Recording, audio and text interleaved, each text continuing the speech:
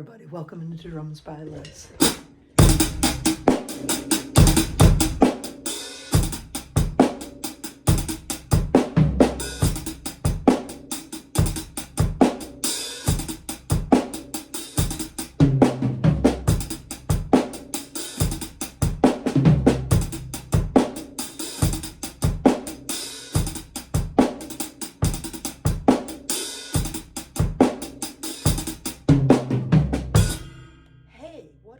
Messing with today. Kind of a nice little upper scale rudimental idea. This is taken from the Pacific Arts Society, PAS Society for Educators, and it's going above and beyond our normal 26 rudiments up into either 40 rudiments or 80 rudiments that we're learning, okay? And one of the upper scaled rudiments is called a Cheese-Paradiddle, okay? They use the term cheese to help us understand a different sticking pattern, okay? So when we're putting a cheese into something, this would then double up the first two notes, but also flam the note at the same time, okay? So it's kind of like this flam, but then we're going to be doubling.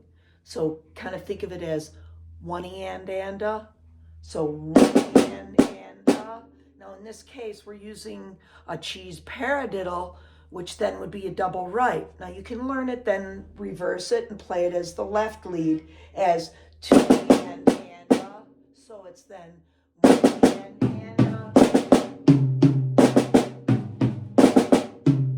It reminds me of a Swiss triplet, but it's a different rhythm, okay? So you can kind of think of it like a real quick little Swiss triplet in a 30-second note formula. So one, or, okay, so remember it's flam right, left, if you're starting with a right hand flam, so flam right, left, so and, or if it's the left lead, then it's flam left, right, and again, that's different than your Swiss triplets. Swiss triplets are based on triplets. Okay, so that would be your right hand Swiss triplet, left hand Swiss triplet.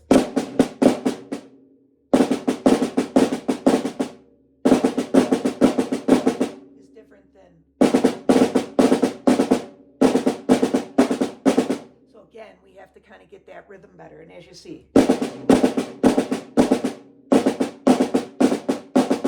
to beautify your flams, right? So we don't get any popping.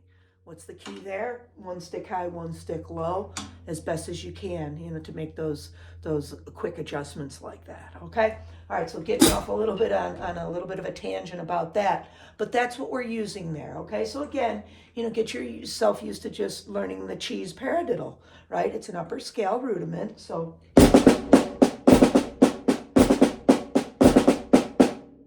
As you see before, I was using the toms to help with the sticking pattern, okay? All right, remember that too. If you struggle and you're not sure, oh, did I play that correctly? How come I ended up on the left hand when I should have been on the right? Put your pattern up on your toms to give some variation in the tonality. And believe me, right away, you will notice where you're off on any of your patterns. Okay, so back to the idea at hand. So then on beat 2, I'm coming back into just a paradiddle, a single paradiddle, left lead single paradiddle between the snare and your hi-hat, okay? So we've got beat 2 as 2E and left, right, left, left. So the first beat, right, right, left, right, right, left, right, left, left.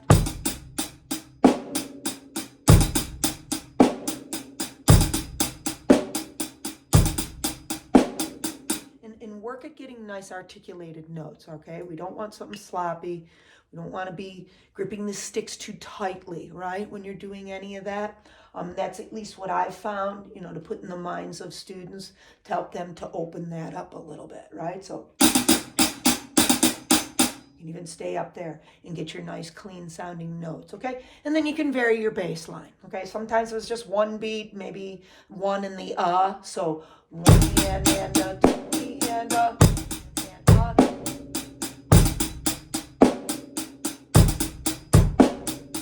right? And then at the end of the first measure of all of this, I was putting a little bit of a hi-hat opening into it. Okay, so the entire first measure, and a, 2 and a, 3 and a, 4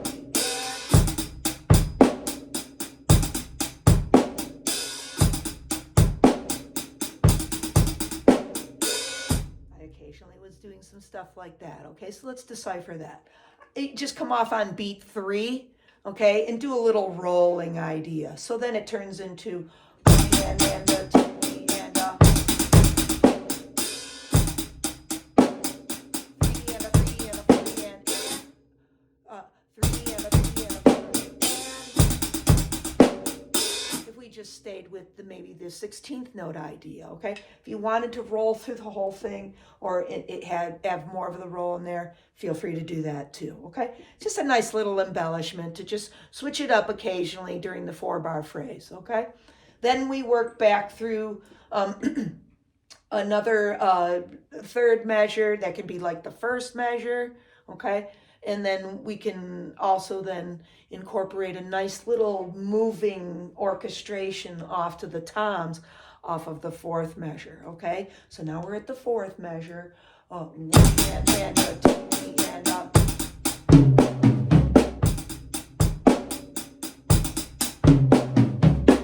Okay, so let's decipher that movement there, okay? Remember the beginning part is the same as what we played on the first part. So 1 and a, 2 and a. We've got our cheese-paradiddle with a single paradiddle.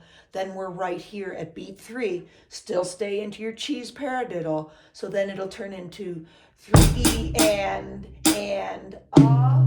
okay, and then 4 E and okay, really slow.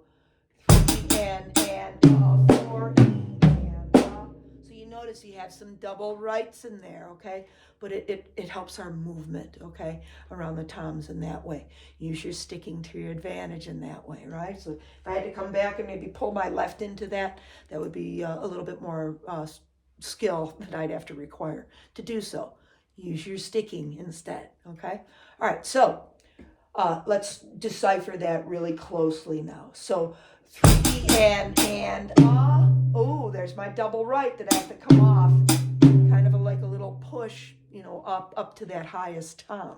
So 3 and 4.